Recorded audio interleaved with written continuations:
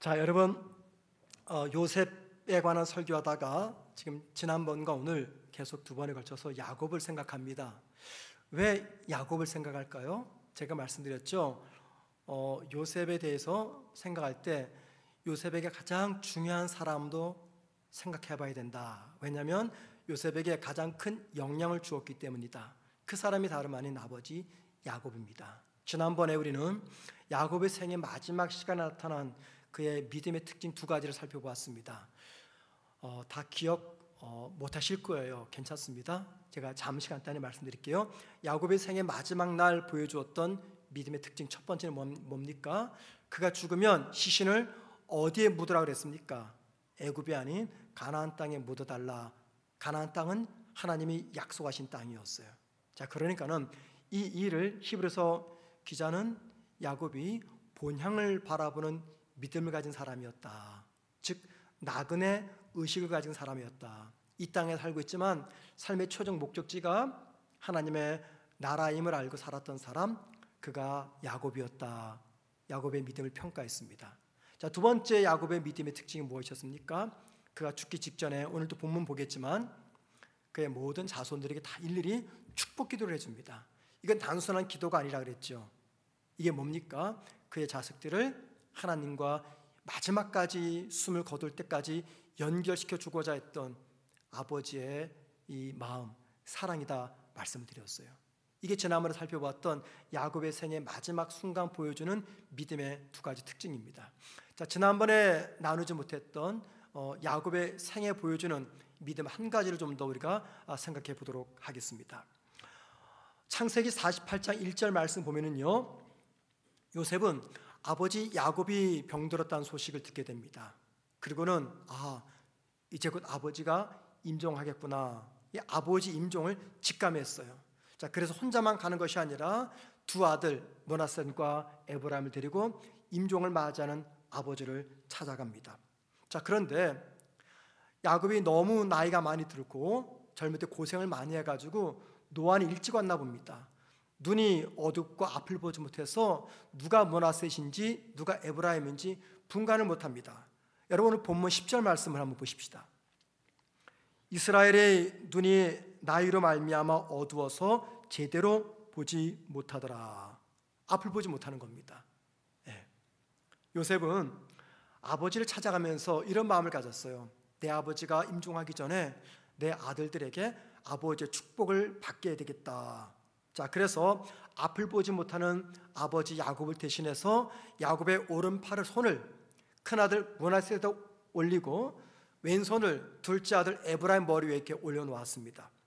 왜 그랬냐면 그 당시는 고대 시대 중동의 문화에 따라서 장자에게는 장자의 축복을 빌어주고 차자에게는 차자의 복을 빌어주는 것이 문화였습니다. 우리나라도 예전에 그랬죠. 동생들 공부 못 시켜도 큰아들만은 공부시켰어요. 땅 팔고 소 팔아서 큰아들만은 공부시켰어요. 왜요? 큰아들이 우리 집안의 기둥이니까. 그러니까 동생들은 다 공부 못해도 괜찮아요. 큰아들만 공부하면 괜찮아요. 이게 우리나라의 문화였죠. 똑같은 문화였습니다. 요셉은 큰아들 므낫셋에게는 장자의 복을 받기를 원했어요. 자, 그런데 야곱이 어떻게 합니까? 자신의 손을 빼내서 오른손으로 둘째 아들이었던 에브라임 머리 위에 얹고 왼손은 요셉의 큰아들 므낫셋 머리 위에 얹고 각자 축복을 합니다. 자, 그러자 요셉이 깜짝 놀라면서 이렇게 반응을 해요. 오늘 보면 18절 보세요. 그의 아버지에게 이르되 아버지여 그리 마옵소서. 이는 장자이니 오른손을 그의 머리에 얹으소서. 요셉은요, 아버지가 앞을 보지 못하기 때문에 지금 착각하고 있구나, 실수하고 있구나 라고 생각을 했어요. 자, 그런데 야곱이 요셉에게 어떻게 반응합니까? 자, 19절 말씀 보십시다. 그의 아버지가 허락하지 아니하며 이르되 나도 안다 내 아들아 나도 안다. 그도 한 족속이 되며 그도 크게 되려니와 그의 아우가 그보다 큰 자가 되고 그의 자손이 여러 민족을 이루리라 하고. 야곱이 왜 장자와 차자를 바꿔서 지금 복을 빌어주고 있는 것입니까? 본문은요, 그 이유가 무엇인지 명확하게 언급을 안 해요. 왜 야곱이 큰아들에게는 차자의 축복을, 둘째 아들에게는 장자의 축복을 빌어주는지 그 이유가 설명이 되지 않습니다. 어떤 학자는 그래요. 본인이 차자였지만 장자 축복 받았잖아, 야곱이. 그죠? 아마 그것 때문에 그런 것은 아닌가. 그러니까 이 차자 컴플렉스 때문에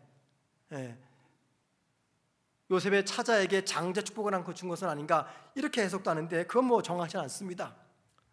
그 이유가 무엇인지 성경은 정확히 언급을 하질 않아요. 그러나 한 가지 분명한 사실이 있습니다. 그게 뭐냐면 야곱이 장자와 차자를 순서를 바꿔서 축복한 것은요, 이건 단순한 인간의 선택이 아니라는 것입니다. 이거는 하나님의 주권적 계획에 따른 것이라는 겁니다. 단순한 야곱 개인의 선택이 아니라 이건 하나님의 주권적 계획에 따른 것이었다라는 겁니다. 자, 여러분, 하나님의 주권적 계획에 따른 것이라는 거, 이게 무엇을 의미하는 것입니까? 이거죠. 인간을 향한 축복은 오직 하나님께로부터만 오는 것이다, 그 말입니다. 하나님의 주권적 계획에 따른 축복은, 인간을 향한 축복은 오직 하나님께로부터 오는 것이다, 그 말입니다. 이 말은요, 하나님이 장자의 복을 주시면 장자가 되는 거예요. 여러분 동의하시죠? 차자의 복을 주시면 차자가 되는 겁니다.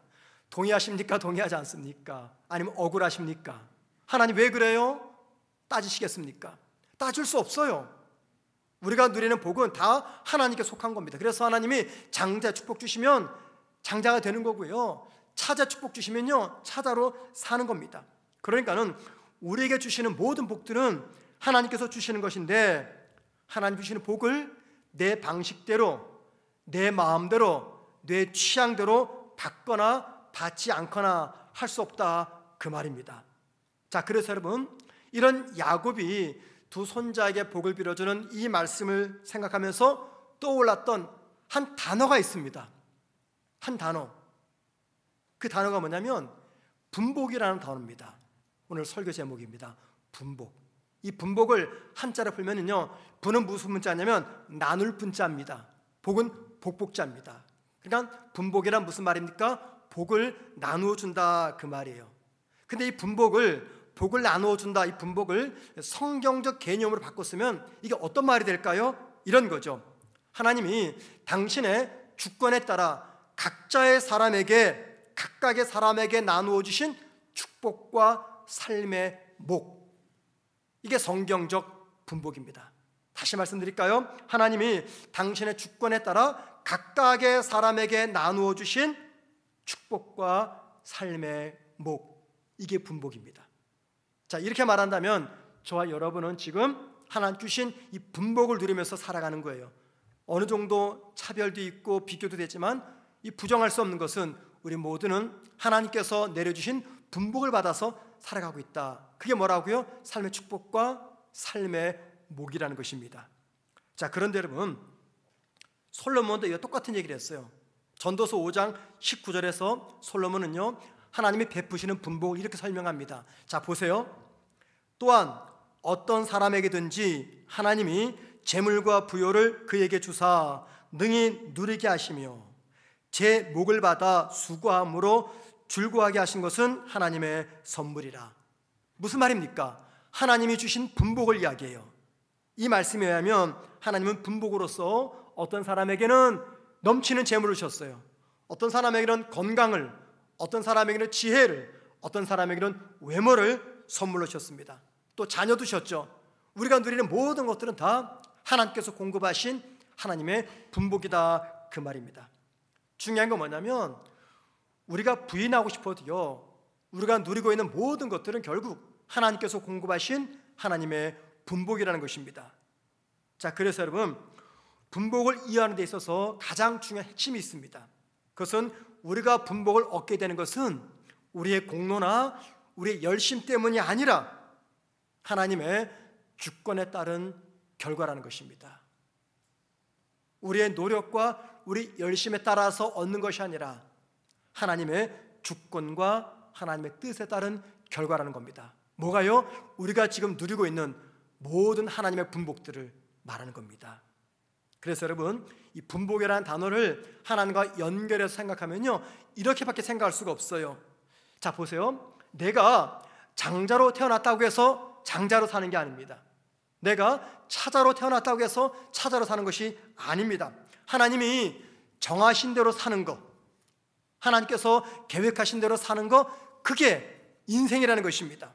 그래서 어떤 사람은요, 이 땅에 태어날 때 A라는 조건을 가지고 태어나요. 어떤 사람은 B라는 조건을 가지고 태어납니다. 이게 분복이에요. 중요한 것은 뭐냐면 그 분복이 내 마음에 들던 들지 않던 그 분복을 받은 우리는 어떤 마음을 지녀야 되냐면요, 그 분복을 먼저 인정하는 겁니다. 하나님 왜 이래요? 왜 나한테 B를 주셨습니까? 저 사람에게는 A 주시고 따질 수가 없다는 겁니다. 그냥 인정하는 거예요. 그리고 두 번째, 감사하자, 그 말입니다. 하나님이 나한테 이런 분복조차도 주셨으니까는 감사하자. 마음에 들지 않죠, 여러분? 저도 마찬가지입니다. 하나님이 저한테 베푸신 분복 마음에 안 들어요. 너무너무 안 들어요. 그런데 안 들면 어떻게 하겠어요? 그거 안 들다고 매일 투정만 부립니까? 그러면 앞으로 나아가지 못하죠. 항상 그냥 그 자리에 멈춰 있는 겁니다. 패배의식에 젖어가지고 정신병에 걸리는 거죠. 가장 건강한 자세는 뭐냐면 이걸 인정하는 거예요. 하나님 왜 나한테 B라는 조건을 주셨습니까? 이게 아니라 하나님 나한테 B라고 하는 조건을 주셨군요. 인정하는 겁니다. 그리고 그나마도 주신 것에 대해서 감사하면서 살아가는 겁니다. 만약에 여러분 잘 들어보세요. 이 진리를 거부하잖아요. 우리 입에서 멈추지 않고 나오는 것이 있습니다. 그게 뭡니까? 하나님을 향한, 내 인생을 향한 불평과 불만입니다. 하지만 이 사실을 겸손히 받아들이게 되면은 그때는 어때요? 비록 내가 남들보다 부족한 B라는 조건을 가지고 태어났지만 행복한 인생, 비교하지 않는 인생, 축복된 인생을 살아가게 된다는 겁니다. 우리 주변에 이런 사람이 있어요. 키도 큽니다. 얼굴도 기가 막히게 잘생겼어요. 막 조각상처럼 생겼습니다. 근데 노래도 잘해요. 운동도 잘해요. 머리가 좋아서 공부도 잘해요. 그래서 서울에 S대를 다닙니다. 근데 인품도 너무 좋아요. 인성도. 거기다가 부모한테 물려받은 재산도 너무나 많아요. 자, 여러분, 이런 사람 보면은 어떤 생각 듭니까? 저 사람은 전생에 무슨 나라를 구했나, 이런 생각 들죠? 우리 주변에 그런 사람이 있어요. 연예인들 키도 크죠, 잘생겼죠, 공부도 잘해요, 인품도 좋아요. 근데 보니까 아버님이 회사 회장, 사장이에요. 그런 연예인들 종종 발견합니다. 여러분, 자기가 노력해서 얻은 것도 아닌 그냥 태어나면서부터 받아 누리는 이 좋은 머리, 남들보다 뛰어난 외모, 이런 사람 보면은 솔직한 얘기로 불공평하다, 이런 생각을 들곤 합니다. 야, 저 사람은 도대체 전생에 나라를 구했나. 그런데 여러분, 인정하기 싫지만 이게 바로 분복이라는 것입니다. 분복. 제가요, 한 3년쯤 되나, 코로나가 끝나고 나서인지 정확한 연수는 기억이 안 납니다. 한 2, 3년 전인 것 같아요. 우리 교단에 목사, 장로의 기도회가 있었습니다. 그래서 저 홍천에 가서 그때 한 3박 4일 기도회에 참석한 적이 있었습니다. 우리 노회에서 많은 목사님 가셨는데 그때 이제 2명씩 한 방을 쓰는 겁니다. 저도 우리 노회 목사님하고 한 방을 썼어요. 저보다 나이가 조금 많으신 분입니다. 평소에 그분의 외모는요, 참 반듯했어요. 항상 머리가 단정했고요, 머리가 너무 목사다운 머리 스타일이었습니다. 늘 항상 야, 참 부럽다, 저런 머리, 그랬거든요. 이제 그날 이제 한 방을 쓰고 다 이제 잠을 자기 위해서 뭐 다 씻고 뭐 잠옷을 갈아입고 이제 그러면서 이렇게 침대가 싱글 침대가 요렇게 있어요. 전 요쪽이 있는 겁니다. 이쪽이 벽입니다. 이제 벽을 향해서 이렇게 제가 이제 뭔가 말 정리하고 이제 자야겠다 싶어가지고 이렇게 돌아서 목사님을 딱 보는데 제가 심장마비 올 뻔했어요. 그 풍성한 머리 안 보이고요. 죄송합니다. 여기만 잠깐 나앉고 여긴 아무것도 없어요. 와, 무슨 괴기 영화 보는 줄 알았습니다. 근데 제가 티를 내면 안 되잖아요. 또 제 장점이 뭐냐면 그런 거 봤을 때 상대방이 민망하지 않도록 잘 대처하는 거예요. 그래서 제가 딱 보고 아무렇지 않듯이 편안하게 있었어요. 근데 그 목사님 저한테 그래요. 천 목사님 처음 보시죠? 그러는 거예요. 예, 목사님 처음 봅니다. 놀라셨죠? 뭐 놀라기보다는 그냥 좀 당황했습니다. 점잖게 아주 그냥 차분하게 말을 했어요. 근데 사실은 제가 괴기영 한 편 보는 줄 알았습니다. 근데 그분 말씀이 우리 노예 목사님도 알 분은 다 안다는 겁니다. 또 본인 교회 성도도 다 안다는 거예요. 그러면서 비밀을 말씀 주시는데 당시 같은 사람이 우리 노예 목사님 중에 여러 명 있다는 겁니다. 그러니까 세트로 단체로 와서 이거를 맞추셨다는 거예요. 제 친구가 서울에서 지금 목회를 하는데 단임 목회 한 20년쯤 지났습니다. 원래는 그 친구가 그 교회 후임 목사가 아니었어요. 지금 돌아가신 원로 목사님께서 다른 후임 목사님을 정해가지고 교회를 불렀습니다. 그래서 함께 동사 목회를 하는 거예요. 동사 목회는 이제 후임자 목사에게 목회를 이양하기 위해서 계속해서 인턴 과정을 보내는 겁니다. 한 2년 정도를 이제 보내고 은퇴하고 동사 목사는 담임 목사가 되는 거죠. 근데 이 동사 목사가 1년 만에 쫓겨났어요. 그리고 나서 그 자리에 제 친구가 들어간 거예요. 교회가 큰 교회인데 나중에 얘기 들은 거죠. 내가 아니 왜 그 동사 목사가 나가고 당신이 됐느냐 물어보았더니 이 동사 목사가 큰 실수한 거예요. 이 원로 목사님이 키도 작고요. 제가 만나봤습니다. 그게 설교 다녔는데 머리가 완전히 아무것도 없어요. 아무것도 없어요. 근데 이게 이분의 그 큰 스트레스입니다. 핸디캡입니다. 그래서 굉장히 이것 때문에 스트레스를 많이 받았대요. 근데 어느 날 동사 목사 설교하는데 본문이 뭐였냐면은 그 외 엘리사가 대머리여가지고 아이들이 막 놀렸잖아요. 그 본문 가지고 설교하는데 그냥 쉽게 간단하게 언급하면 대머리라는 단어를 한 번만 언급하면 되는데 계속 대머리 막 한 거예요. 근데 그 앞에 담임 목사님이 앉아 계신 거죠. 이 대머리신 담임 목사님이.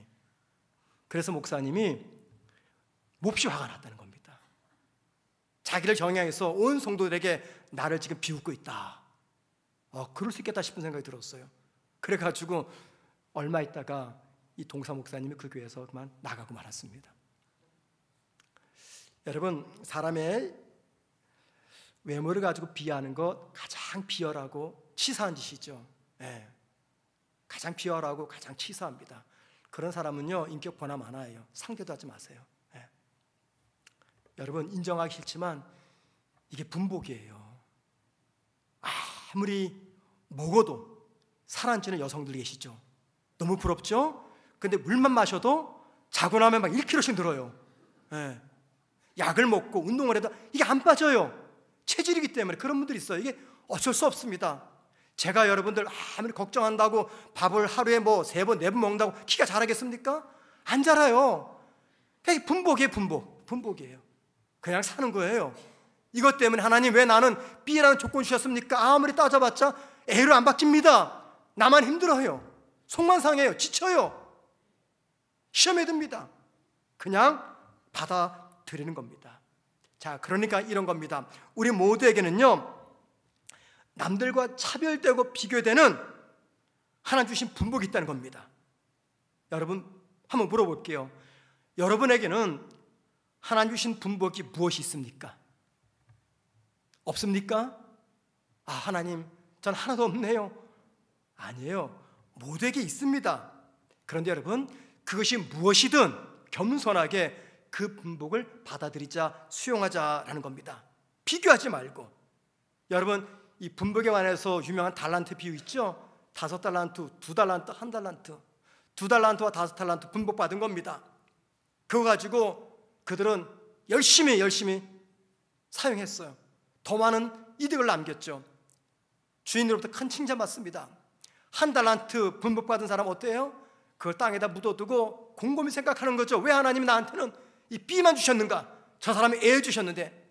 그러다 보니 어떻게 됩니까? 그냥 하나님이 주인이 원망이 되는 겁니다. 패배의식에 빠지게 되고 마침내는요 자신의 삶을 저주하게 됩니다. 이와 관해서 유명한 예화가 있습니다. 여러분, 오래전에 상영되었던 아마데우스라는 영화를 아십니까?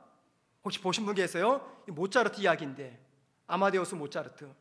여러분, 이 모차르트가 언제 이 음악인으로서, 작곡가로서 온 대중들 앞에서 인기를 받기 시작한 줄 아십니까? 25살 때까지는요 그런 무명이었습니다. 1781년 이 모차르트가 살리에르라는 사람을 만납니다. 살리에르는 그 당시 오스트리아의 궁중음악가, 작곡가입니다. 뛰어난 음악가예요. 실제 인물입니다. 그가 모차르트를 보고 나서 이 사람을 왕궁 음악가로 불러야 되겠다. 그래서 추천해서 모차르트가 이 왕실에서 활동을 해요. 그런데 이 살리에르는 한 곡을 작사하기 위해서는, 작곡하기 위해서는요, 막 며칠 밤을 새고 막 기도도 하고 금식도 하고 그래야지 겨우겨우 한 곡이 나올까 말까 하는데, 모차르트는요 그냥 술 마시고 놀면서 시녀들 엉덩이 치면서 이 남봉꾼 놀이하면서도 퍼딱 한 곡 만들어내는 거예요. 근데 그게 형편없는 곡이 아니라 모두가 찬사를 보내는 뛰어난 곡을 만들어냅니다. 나중에 이 모차르트가 음모를 통해서 모든 게 다 빼앗기고 결국 죽게 되잖아요. 이 영화 마지막 장면 보면요, 살리에르가 정신병원에서 하나님께 이렇게 독백을 합니다. 하나님, 아마데우스 모차르트 내가 죽였습니다. 실제 죽이진 않았습니다. 그냥 음모를 꾸몄을 뿐이지. 왜 죽인지 아세요? 하나님이 나한테는 이 작은 재능을 주시고 그에게는 내가 넘볼 수 없는 탁월한 능력을 주셨기 때문입니다. 이게 마지막 장면이에요. 살리에르는요 누구보다 뛰어난 음악가입니다. 그런데 자신에게 주어진 그 은사에 만족하지 않고 자꾸만 모차르트와 비교하다 보니까는 인생을 실패작으로 끝을 맺게 된 거죠. 여러분, 비교하시면 안 됩니다. 원망하시면 안 돼요. 야곱은 바로 이 분복의 원리에 따라서 12아들들에게 축복과 저주를 위해서 기도합니다. 먼저 여러분 49장 3절 말씀 보십시다. 오늘 본문은 아니지만 49장 3절입니다. 제가 읽을게요. 루벤아, 너는 내 장자요 내 능력이요 내 기력의 시작이라. 위풍이 월등하고 권능이 탁월하다마는, 그 다음 보세요, 물의 끓음 같았은즉 너는 탁월하지 못하리니 내가 아버지의 침상에 올라 더럽혔음이로다. 그가 내 침상에 올랐었도다. 여기 아버지의 침상에 올라 더럽혔다. 루벤이 언제 그랬습니까? 여러분, 라헬의 몸종이 누굽니까? 빌하죠. 이 루벤이 아버지의 첩이었던 빌하와 통간의 불륜을 범합니다. 지금 야곱이 그 이야기를 하는 거예요. 그래서 비록 루벤이 탁월한 재능을 가지고 있었지만 죄의 대가로 그 탁월한 능력을 사용하지 못할 것이다 라고 기도를 해줍니다. 자, 여러분, 이게 축복의 기도입니까? 저주의 기도입니까? 이거 축복의 기도가 아닙니다. 그럼 왜 야곱이 장자를 위해서 이런 저주성의 기도를 하고 있는 것입니까? 과거에 아버지 첩과 통간하는 이 불륜을 범했기 때문입니다. 그래서 야곱은 이런 기도를 한 거예요. 자, 둘째 아들과 셋째 아들 누굽니까? 시몬과 레입니다. 야곱은 계속해서 둘째와 셋째에게 위해서 기도해 줍니다. 49장 7절 말씀 보십니다. 그 노여움이 혹독하니 저주를 받을 것이요 분기가 맹렬하니 저주를 받을 것이라. 두 아들들에게 기도하는데 너희들에게는 저주가 임할 것이다 이야기합니다. 여러분, 아니 죽으면서 아들들에게 축복 기도해도 부족하는데 저주 기도해요. 무슨 억하심정이 있다고. 왜 그렇습니까? 그 이유를 야곱은 5절에서 이렇게 말합니다. 49장 5절입니다.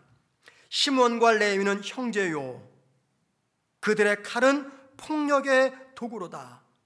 야곱이 왜 저주 기도하는지 5절에서 이유를 설명합니다.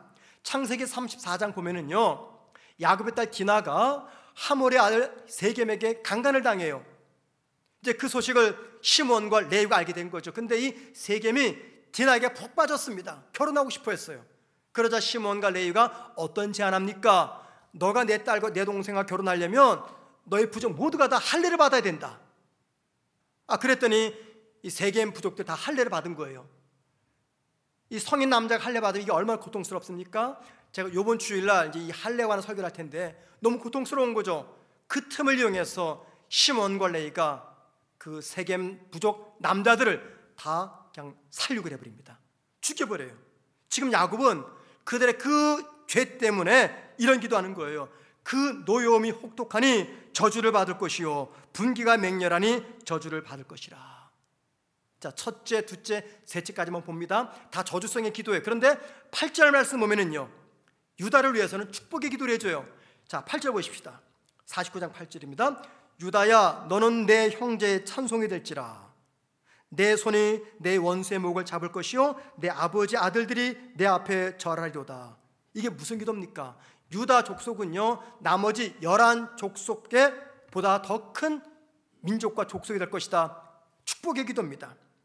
그런데 유다가 이렇게 축복 기도하는데 그 축복이 어떤 축복인지 그 다음 10절에서 구체적으로 말합니다. 10절 보세요. 주가 유다를 떠나지 아니하며 통치자의 지팡이가 그 발 사이에서 떠나지 아니하기를. 그 다음 보세요. 실로가 오기 시기까지 이르니 그에게 모든 백성이 복종하리로다. 실로가 오시기까지, 이것은요 메시아 탄생에 관한 예언입니다. 이 기도는 유다의 자손 중에서 메시아가 태어나게 될 것이다, 이제 그 예언을 하고 있는 거예요. 여러분, 예수님의 아버지 요셉이 바로 이 유다 지파입니다. 이런 축복을 하는 겁니다. 자식들을 위한 야곱의 축복 기도를 보면은요 우리가 오해하기 딱 쉽습니다. 마치 야곱이 지금 자식들을 편애해가지고 자기 마음에 들지 않는 아들들에게는 저주하고 자기 마음에 드는 아들들에게는 축복하는 그런 편애성 기도처럼 보입니다. 그런데 여러분, 성경은요 야곱이 왜 이렇게 기도했는지 그 분명한 이유를 밝힙니다. 다 볼까요? 49장 28절 뒷부분입니다.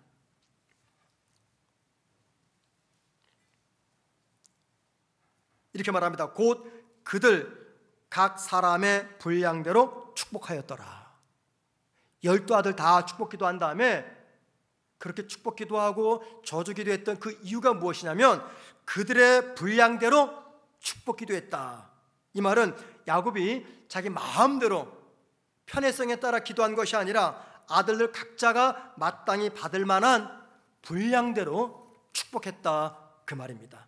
그러니까 루벤과 시몬과 레위는 저주를 받을 만해서 저주한 것이고 유다와 요셉은 복을 받을 만해서 복을 빌어준 거예요. 여러분, 유다가 왜 복을 받았을까요? 기억나시죠? 애굽에 찾아갔을 때 양식을 구하기 위해서 유다가 막내 동생 베냐민을 구하기 위해서 어떻게 합니까? 목숨을 걸었습니다. 목숨을 걸었어요. 그걸 높이 산 겁니다. 요셉은요 형들에 팔려서 인생 큰 고난길 속에서도 바른 믿음으로 살았고 모든 형제들의 잘못을 다 용서해 줬어요. 그래서 분량대로 복을 받았다, 그 이야기입니다. 각자의 분량대로 각자의 모습대로 복과 화를 받은 이 진리, 이게 뭘 말합니까? 하나님이 우리에게 베푸시는 축복은 차별이 없는 공평하다라는 것을 이야기합니다. 여러분, 이 분복이라는 이 주제의 말씀을 통해서 우리가 꼭 기억할 것이 있습니다. 우리가 살아가면서 받는 화가 있고 복이 있습니다. 그런데 이 모든 것들은요 우리가 받을 만하기 때문에 받는 것들이다, 그 말입니다. 이게 제 이야기가 아니라 본문이 말하지 않습니까? 49장 28절에서 곧 그들 각 사람의 분량대로 행위대로 축복하였더라. 어쩌면 오늘 설교를 들으면서 여러분에게 많은 궁금증이 생길 거예요. 그건 잠깐 유보해 두시고요, 나중에 또 이와 유사한 말씀을 전할 시간이 되면은 제가 자세히 말하겠지만 오늘은 그 주제가 아니기 때문에 이 정도로 넘어갑니다. 우리가 살다 보면요 때로는 이해가 되지 않는 일들을 경험할 때가 있어요. 상황을 만날 때가 있습니다. 설명하기 너무나 어려워요. 그때가 언제입니까? 내가 잘못한 거 하나 없는데 아무리 생각해도 나는 이 고난 받을 만한 그 어떤 잘못도 하지 않았는데 평생 성실히 열심히 살아왔는데 내가 고난을 당하고 화를 당합니다. 반대로 난 한 게 아무것도 없어요. 내가 뭐 했지? 근데 막 나에게 물질의 축복이 찾아옵니다. 잘한 게 없어요. 옳은 일 한 게 없어요. 그런데 막 복을 받습니다. 그때 우리가 어떤 생각이 듭니까? 이거 불공평해, 이거 불합리해, 이런 생각합니다. 또는 내가 운이 좋은가 봐, 올해 내가 운이 좋은가 봐, 이런 생각을 합니다.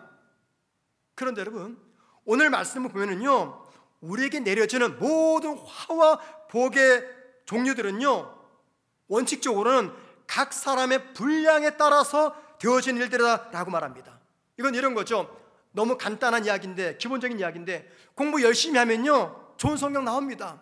오늘 수능 결과가 나왔죠. 11명인가 만점을 받았대요. 그 만점 받기 위해서 그 학생들이 얼마나 열심히 공부했겠습니까? 열심히 공부하면 공부한 만큼 성적이 나오는 겁니다. 하고 싶은 거, 자고 싶은 거 다 참고 공부에 집중하면요, 다른 사람보다 더 좋은 점수 나오는 것은 인지상정입니다. 그러니까 각 사람의 분량대로 점수가 나오는 거예요. 같은 이치입니다. 악한 일을 한 사람에게는요, 악한 그 죄 때문에 아픔이 찾아옵니다. 그러나 선한 삶을 살게 되면은 그 선한 행위 때문에 반드시 하나님의 은혜를 받게 됩니다. 이게 바로 분복이에요. 그래서 우리가 잘 아는 성경 갈라디아서 6장 7절에서 이렇게 말합니다. 갈라디아 6장 7절 다 같이 있습니다. 시작. 스스로 속이지 말라. 사람이 무엇으로 심든지 그대로 거두리라. 사람이 무엇으로 심든지 그대로 거두리라. 이게 뭡니까? 야곱이 축복하고 저주했던 기준, 각 사람의 분량대로 축복하였더라. 하나님은요, 누군가에게는 축복의 분복을 주시지만 반대로 누군가에게는요, 아픔의 분복, 눈물의 분복, 고통의 분복을 주십니다. 그 이유가 나의 잘못 때문인지, 아니면 누군가의 잘못 때문인지, 아니면 하나님의 뜻 때문인지 우리는 잘 모릅니다. 어떻게 알겠습니까? 아니, 알아도, 남들은 알아도 나는 몰라요. 이게 내 잘못 때문에 찾아온 분복인데 나는 이거 인정 안 하거든요. 네. 그러니까 정확히 말하면 우리는 모릅니다. 내가 당하는 복과 화가 왜 찾아왔는지 잘 몰라요. 모릅니다. 그런데 중요한 게 있습니다. 잘 들어보세요. 어떤 이유로든 우리가 아픔과 상처와 눈물과 고통의 분복을 받았다면 그 분복은 나를 힘들게 하고 나를 아프게만 하는 분복이 아닙니다. 그 과정을 통해서 내 삶을 향하신 하나님의 뜻이 완전히 이루어지는 분복의 과정이라는 것입니다. 왠지 아십니까? 우리에게 분복을 주시는 분이 하나님이기 때문이에요. 그리고 그 하나님이 우리를 이끌고 가시는 마지막 종점, 최종 결론은요, 언제나 선이기 때문입니다. 이렇게 본다면 어떤 종류의 분복이든지 그 분복은 하나님의 주권에 따른 은혜의 분복이라고 고백할 수가 있습니다. 여러분, 믿음이란 무엇입니까? 우리 지금 믿음 생활하죠? 믿음이란 무엇입니까? 이 분복과 관련해서 믿음이란 하나님이 주신 이 분복에 담긴 하나님의 뜻과 주권을 신뢰하는 거예요. 이게 믿음입니다. 이게 믿음. 내가 원하는 것을 얻어내기 위해서 기도할 때 필요한 게 믿음이 아니라 하나님께 내 삶에 허락하신 다양한 분복들이 있습니다. 그 모든 분복들에 담긴 하나님의 뜻과 주권을 내가 신뢰할 때, 이때 바로 믿음이 필요하고 그때 비로소 내 믿음의 진정성이 판단된다는 겁니다. 요한복음 9장 보면은요, 날 때부터 소경된 이 병자를 앞에 놓고 제자들이 이 궁금증이 생겼어요. 그래서 예수님께 묻습니다. 예수님, 이 병자가 날 때부터 소경으로 태어났는데 이게 이 사람이 지은 죄 때문입니까? 아니면 부모가 지은 죄 때문입니까? 물어봤어요. 왜 이렇게 물어봤을까요? 어떤 불행을 바라봤던 이 사고방식이 그 당시의 세계관이었습니다. 몸에 질병이 찾아오면, 사업이 망하면 이건 하나님의 응보로, 심판으로 생각을 했어요. 이게 운명론 혹은 업보로 생각했습니다. 이 당 세계관이에요. 여러분, 우리 중에 그런 분이 없길 바랍니다. 지금은 사라졌는데 이 가게에 흐르는 저주를 끊어라. 제가 오래전에 몇 번 그 말씀 드린 적이 있습니다. 조상 대대 흐르는 저주가 있어요. 당신 때는 끊어야 돼. 그러니까 믿음으로 살아야 돼. 말도 안 되는 이런 이야기하는 분들이 있습니다. 그럼 또 우리 성도들은 거기 혹해요. 그래서 조상 대대로 흐르는 이 저주를 끊기 위해서 내가 뭐 헌금을 한다든지 뭐 신학교를 간다든지 이 말도 안 되는 이런 행동을 보입니다. 여러분, 성경에 바울이 그런 말 했잖아요. 예수 아는 자에게는 결코 정죄함이 없느니라. 정죄함이 없어요. 오늘 예수님 분명히 말씀하지 않습니까? 뭐라고 말씀하십니까? 자, 요한복음 9장 3절입니다. 보세요. 예수께서 대답하시되 이 사람이나 그 부모의 죄로 인한 것이 아니라 그에게서 하나님이 하시는 일을 나타내고자 함이라. 가게로는 저주가 아니라는 겁니다. 업보가 아니에요. 운명론이 아닙니다. 주님의 말씀은요, 누군가의 잘못과 실수의 관점으로 모든 아픔들을 이해하지 말고 오히려 그 아픔과 그 고통을 통해서 더 크고 위대한 일을 이루며 마침내 하나님의 영광을 나타내는 도구로 사용하시는 하나님의 주권을 수용해라, 그 말입니다. 이게 고난을 바라보시는 주님의 시선이었어요. 자, 여러분, 이때 무엇이 필요합니까? 내 삶에 찾아온 고난은 단지 형벌이 아니라, 화가 아니라, 저주가 아니라 이 모든 아픔을 통해서 하나님 하시고자 하는 하나님의 일을 이루는 하나님의 도구임을 신뢰하는 이때 이게 뭐가 필요합니까? 믿음이 필요해요. 그 믿음이 어떤 믿음입니까? 하나님의 주권의 결말은 언제나 선하다라는 믿음입니다. 혹 여러분 가운데 왜 나에게는 축복의 분복이 아니라 왜 아픔과 저주의 분복을 주셨습니까? 왜 나한테는 상처와 질병의 분복을 주셨습니까? 하나님께 묻고 계신 분이 있으십니까? 여러분, 우리 가운데 이런 마음이 들어요. 이건 저의 이야기입니다. 하나님이 다른 사람에게는 한없이 관대해요. 근데 나한테 굉장히 인색해요. 이런 걸 수없이 경험을 합니다. 여러분 가운데도 그런 분이 계십니까? 하나님이 다른 사람에게는 한없이 관대한지 모르겠어요. 그런데 적어도 나한테만큼 인색해요. 그래서 남들이 걸어가면 닫힌 문도 열리는데 내가 가면은 열린 문도 그냥 닫혀버려요. 남들은 뚫린 터널을 지나가게 하시는데 나는 막힌 통로를 걷게 하셔요. 혹시 이렇게 생각하는 분이 계십니까? 자, 여러분, 우리 함께 전도서 3장 1절과 8절 좀 보겠습니다. 긴 본문이지만 중요한 말씀이기 때문에 봅니다. 전도서 3장 1절 8절 잘 보세요. 제가 읽을게요. 범사에 기한이 있고 천하만사가 다 때가 있나니 날 때가 있고 죽을 때가 있으며 심을 때가 있고 심은 것을 뽑을 때가 있으며 죽일 때가 있고 치료할 때가 있으며 헐 때가 있고 세울 때가 있으며 울 때가 있고 웃을 때가 있으며 슬퍼할 때가 있고 춤출 때가 있으며 돌을 던질 버릴 때가 있고 돌을 거둘 때가 있으며 안을 때가 있고 않는 일을 멀리할 때가 있으며 찾을 때가 있고 잃을 때가 있으며 지킬 때가 있고 버릴 때가 있으며 찢을 때가 있고 꿰맬 때가 있으며 잠잠할 때가 있고 말할 때가 있으며 사랑할 때가 있고 미워할 때가 있으며 전쟁할 때가 있고 평화할 때가 있느니라. 이 말씀에서 세 가지를 강조합니다. 첫째, 모든 일과 사건에는 때가 있다라는 겁니다. 내 삶에 찾아오는 성공의 때, 내 삶에 찾아오는 실패의 때, 내 삶에 찾아오는 기쁨의 때, 절망의 때, 모든 일에는 다 때가 있다. 이걸 강조합니다. 두 번째, 모든 일에는 이유가 있다. 이유가 있다.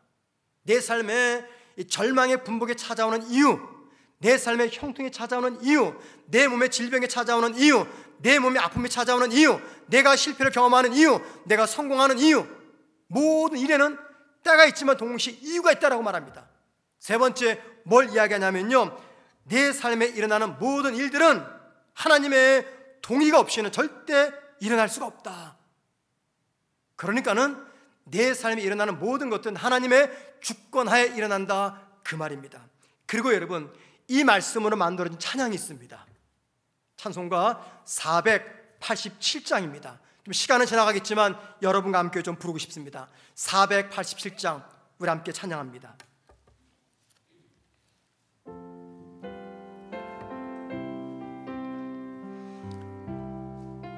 어두운 후에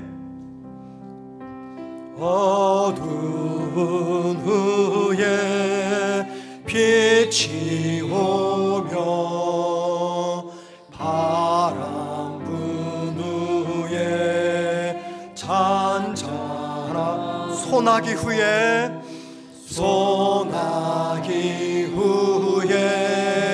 햇빛 나 수고한 후에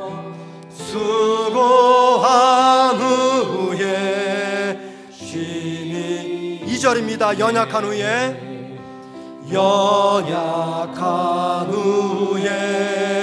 강건하며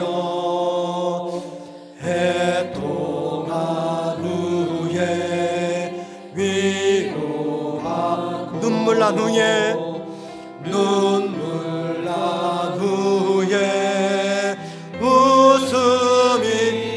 뿌린 후에 씨 뿌린 후 4절 찬양합니다. 고생한 후에 고생한 후에 기쁨 있고 십자가 후에 영광이 죽음 온 후에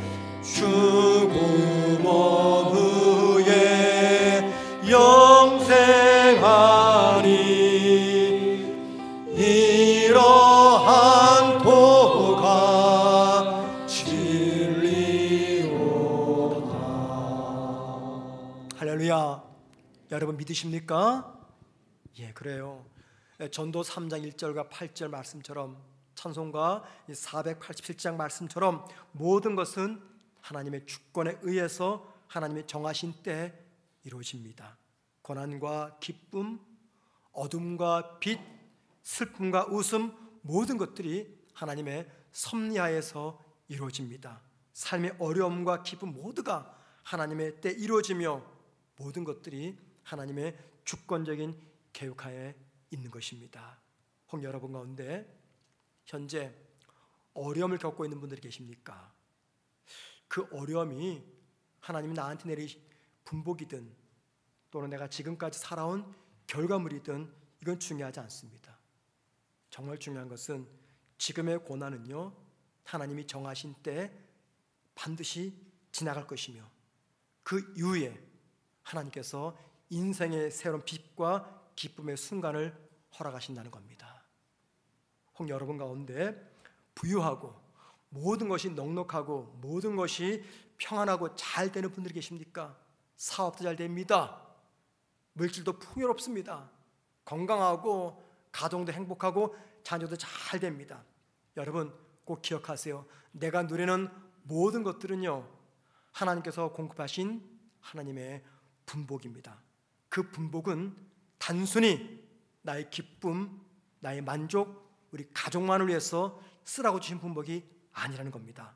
다른 사람들 돕고 섬김으로 하나님의 뜻을 이루라고 주신 하나님의 분복입니다. 하나님이 주신 분복을 가지고 내 배만 채우고 다른 사람 돌보지 않는 어리석은 인생이 아니라 그 분복을 가지고 감사와 겸손한 마음으로 어려운 사람들과 함께 나눴으므로 하나님의 뜻을 이루셔야 됩니다. 그렇기 때문에 이 부요함은요, 부요함의 축복은요, 이게 축복이 전에 이건 책임이며 이건 사명입니다. 모든 분복은 하나님이 주신 은혜의 결과입니다. 내 삶에 찾아온 아픔, 고난, 이것도 은혜의 결과입니다. 왜요? 이걸 통해서 나는 더 하나님께 가까이 나아가고 더 성숙하고 깊이 있는 신앙인으로 변하기 때문입니다. 하나님 주신 분복으로 하나님 나에게 맡기신 귀한 사명을 감당할 수가 있기 때문에 어떤 종류의 분복이든 그것은 하나님의 축복입니다. 하나님의 때가 되면 반드시 지나가고 하나님께서 거둬가시면 모든 것들은요, 한순간에 사라지는 것. 그래서 내 삶의 모든 것들은 하나님이 주신 분복입니다. 그 분복 하나님께 기쁨이 될 수 있도록 사용하는 저와 여러분 되기를 주의 이름으로 축원을 드립니다.